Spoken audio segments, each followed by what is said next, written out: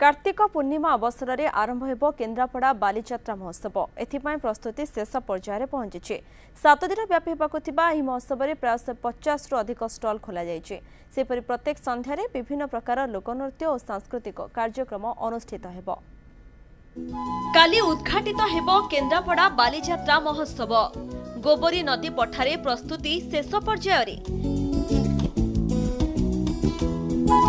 7 दिन धरी चलिबो महोत्सव। मीना बजार बसिबो। घर करणा सामग्री को नहीं पसरा मिलाइबे व्यवसायी। तेबे चलित बालीजात्रा रे भली की भली दोली आकर्षणर केन्द्रबिंदु पालटिबो। बालीजात्रा पड़िया रे ड्रागन, चक्री, ब्रेक डांस, मौत का कुआ, बोट और ट्रेन प्रभृति पहुंची सारिलानी। विभिन्न प्रकार हस्तशिल्प सामग्रीर प्रदर्शनी मध्य कराजिबार कार्यक्रम रहिछि। लोकंर संख्या अहेतुक वृद्धि हम बोली मोर आशा और भरोसा अच्छी। गोटे बोट सिस्टम करूँ ए नदी में टाउन लोक मैंने जो मैंने आसी पार नथिले से माने आसीबा तार सुजोग करा जायछि। आलोकीकरण करा जाउछि। ए नदी रे जो सेपट टाउन रू लोक मैंने आसिकी हजार हजार संख्यार जोग देबे बोली आशा और भरोसा मध्य अछि। प्रति संध्यारे दर्शक मानक पई चिताकर्षक सांस्कृतिक कार्यक्रम परिवेषण कराजिबो। लोप पाई जाउथिबा लोकनृत्य, संगीत, चित्रकला मध्य एठारे प्रदर्शित हेबो।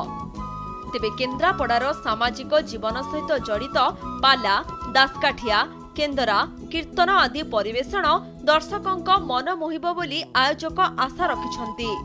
सेहिपरि प्रति संध्यारे बालीजात्रा सांस्कृतिक मंच को कला, साहित्य, संस्कृति और संगीत प्रभृति क्षेत्र में विशेष भूमिका थिबा व्यक्तिंक नामरे नामित कराजिबो।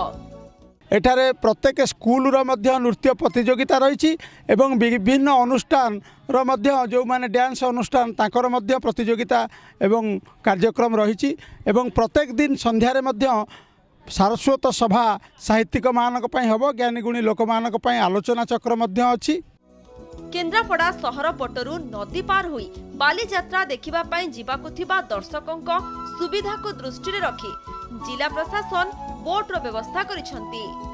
केन्द्रापड़ारू कैमरा पर्सन वीरेंद्र दास को सह मातृदत्त महांती, न्यूज 7।